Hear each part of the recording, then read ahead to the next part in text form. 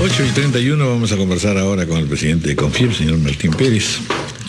Naturalmente vamos a conversar sobre el proceso electoral. Él ha estado también haciendo unos viajes importantes e interesantes, acercando la CONFIEP a los sectores regionales, ¿no? Y con mucho éxito, sin duda. Bienvenido, gracias por estar con nosotros. Buenos días, Raúl, Ricardo, bienvenido. Es un poco desalentador enfocar el proceso electoral, pero al mismo tiempo es absolutamente necesario mantenerse con gran serenidad y poder, todos los sectores de la sociedad, expresar razones, preocupaciones y pedidos de que se guarden, en fin, ciertas formas elementales, ¿no? Estamos marchando por un rumbo que lo que produce es un desaliento general y no la esperanza que siempre debiera suscitar un proceso electoral y democrático. En fin, a ver, ¿cuál sería el enfoque que usted podría tener o darnos en este momento sobre la situación que vivimos, que es una situación complicada, y por dónde es que las fuerzas vivas puedan ir llamando la atención también?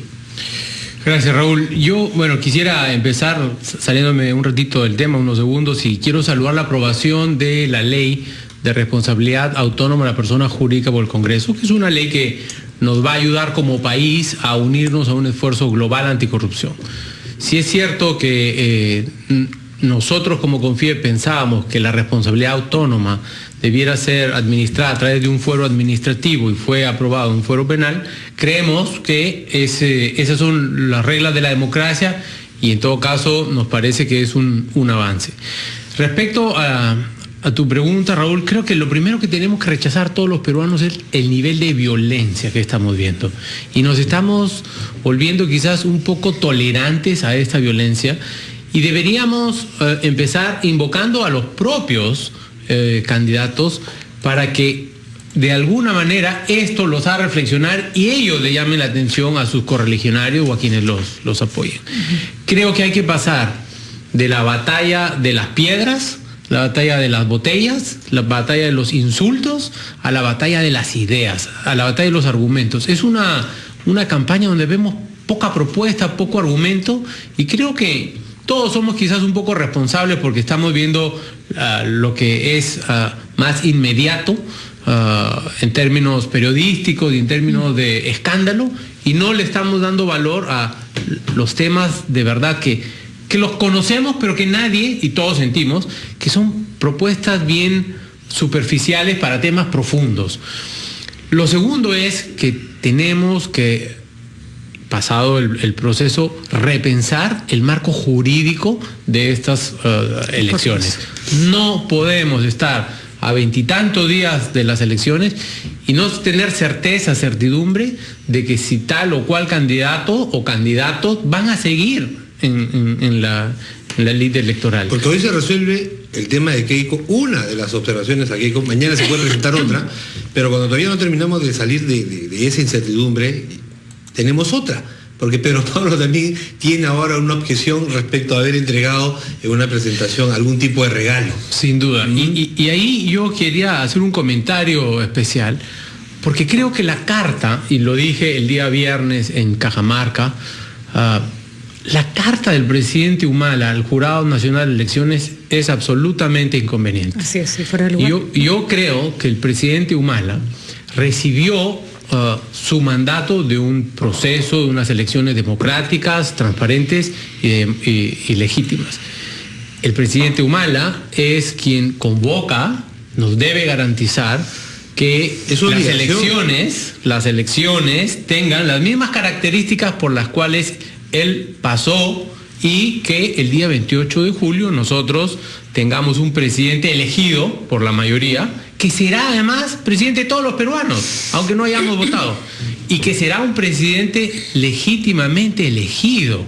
Creo que eso es muy importante. Y el presidente, en tanto jefe de Estado, no puede o no debe tener dos sombreros: el sombrero partidario y el sombrero de jefe de Estado.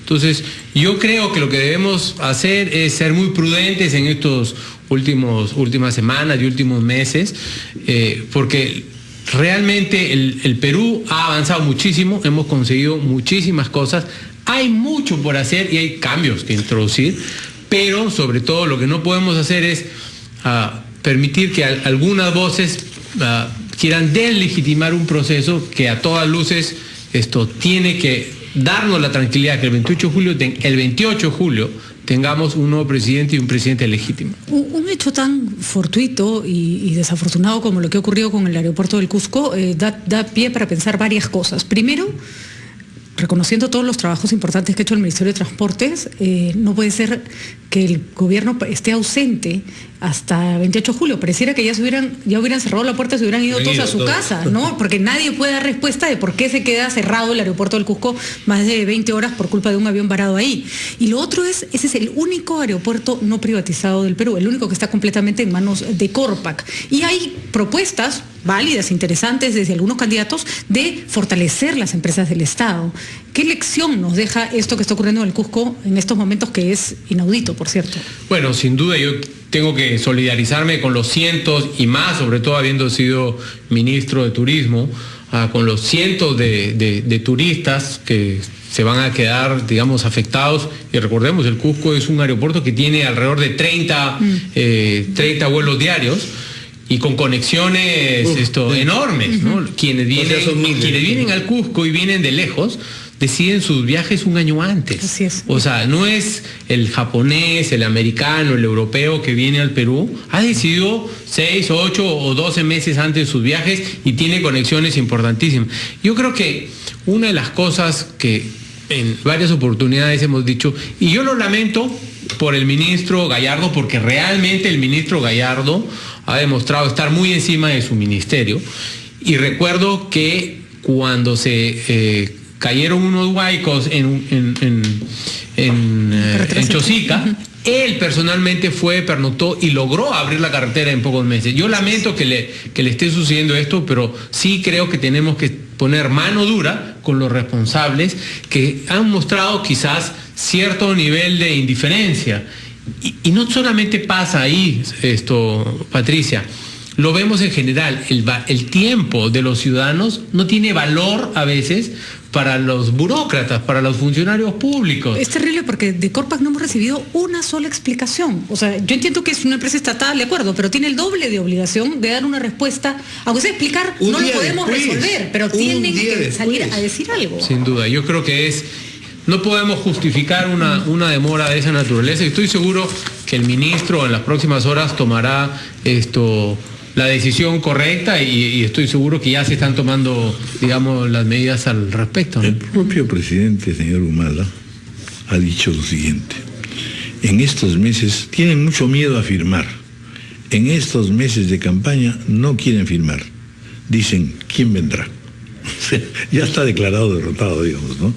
Ya está declarado que no puede hacer mucho, no le hacen caso, que es mucho más dramático también, ¿eh? Bueno, a ver, parte es cierto, Raúl, porque los funcionarios públicos al final se cuidan muchísimo más, y creo que hay que recordarles que el Estado no para. Para nosotros los ciudadanos, el Estado es un continuo. O sea, quizás los políticos ven el Estado cada 5 años, pero los ciudadanos todos tenemos las mismas necesidades día a día, no podemos parar el Estado. Entonces hay que invocar a los funcionarios públicos de que no sientan de que ya ahora no se puede hacer ni se debe hacer nada. Y creo que el presidente es el presidente, y él lo ha manifestado en ese sentido, hasta el último día para el cual fue elegido. Y el país se tiene que seguir gobernando hasta el 28 de julio por esta administración.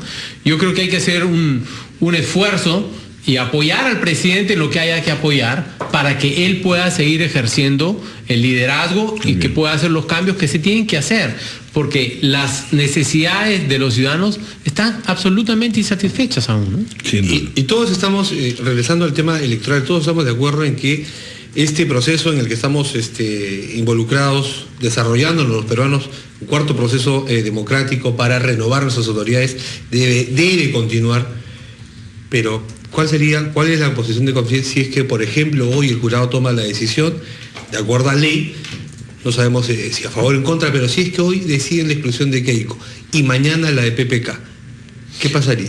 A ver, Ricardo, yo creo que si hay algo que necesita, el Perú necesita un shock de institucionalidad, y necesita que todos los peruanos nos guste o no nos guste, empecemos a aceptar y a respetar las leyes y respetar las decisiones de cada uno de los fueros que según corresponda.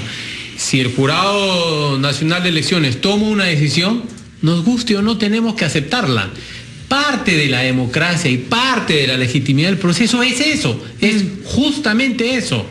No es legitimar el proceso por tal o cual consideración. Pero si los primeros 4 pero candidatos, nunca más. complicado. Por eso es que creo que lo que tenemos que hacer es inmediatamente después de estas elecciones revisar todo el marco jurídico de las elecciones. Nunca... ¿no? O sea, tenemos que terminar en algún momento de hacer un corte y decir los que están acá son y que hagan su campaña 3 o 4 meses. La última CADE trató justamente sobre esta falta de institucionalidad que no permitía que el Perú siguiera creciendo. Nunca más evidente que en estas elecciones. Nunca más evidente. Nos ha reventado como una bomba en la cara. Pero ¿no? además vemos que la tramitología ha llegado al jurado de elecciones también. Es decir, lo que dicen todos los partidos y los candidatos es el real esfuerzo de que durante meses han tenido que hacer los partidos para poder cumplir con toda la papelería que les solicitaba el jurado. Eso tiene que acabar. Muy bien. Bueno, pues muchas gracias, señor presidente de CONFIEP, Martín Pérez, por haber Muchas gracias, Raúl. Gracias, 8:42 minutos de la mañana, una pausa.